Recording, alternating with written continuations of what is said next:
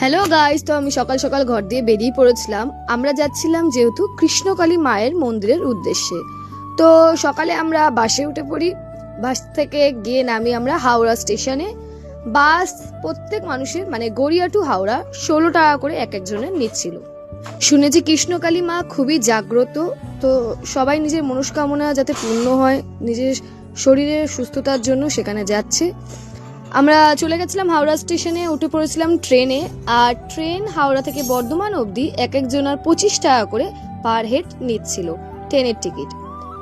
তো এত সুন্দর সুন্দর সিনারি যেতে যেতে আমরা দেখতে পাচ্ছিলাম, গ্রামগুলো এত সুন্দর দেখতে লাগছিল, ধানক্ষেত খুব ভালো লাগছিল। আর এত সুন্দর সুন্দর মানে পুকুর মতো নদী মতো কিছু কিছু সিনারি আসছিল, দারুণ লাগছিল দেখতে। তো আমরা সবাই বসেছিলাম ট্রেনে, প্রায় 1.5 ঘন্টার মতো হয়ে গেছিল।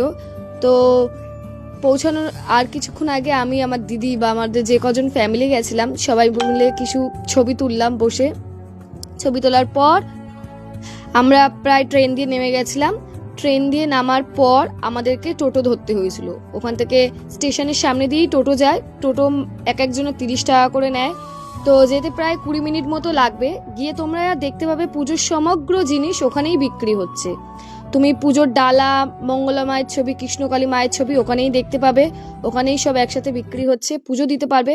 খুব ভিড় হয়েছিল আমরা যেদিনকার গেছিলাম। ভিড় তো প্রত্যেক দিনই হয়, তাও সেদিন বৃষ্টি পড়ছিল, তাও মোটামুটি ভালোই ভিড় হয়েছিল। এই যে দেখতে পাচ্ছ, এখান দিয়ে আমাদেরকে যেতে হবে। এবার আমরা পুজো দিতে পৌঁছে গেছিলাম।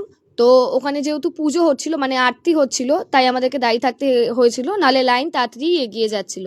মঙ্গলা মা সবার মাথায় ত্রিশূল ঠেকাচ্ছিল এবং ভালোভাবে আপনারা দর্শনও করতে পারবেন। এই যে মঙ্গলা মাকে দেখুন, মঙ্গলা মা সবার মাথায় ত্রিশূল ঠেকাচ্ছে। আর ওই যে কৃষ্ণকালী মায়ের মূর্তিটা দেখা যাচ্ছে, জানি না কেমন আসছে ভিডিওতে, পুরোটা আসছে কিনা।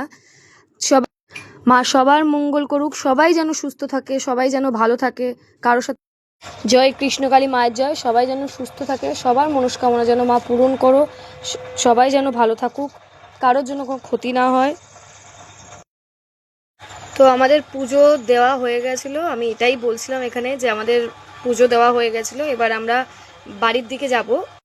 বৃষ্টিও নেমে গেছিলো, তখন আমাদের ফেরার পথে বৃষ্টি নেমে গেছিলো।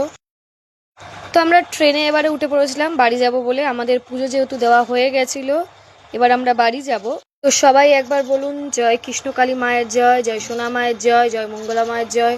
তো আমাদের ভিডিওটা আপনাদের কেমন লাগলো অবশ্যই জানাবেন। আমার এই ভিডিওটা আপনাদের কেমন লাগলো, লাইক কমেন্ট শেয়ার করবেন। আশা করি আপনারাও যেন যেতে পারেন।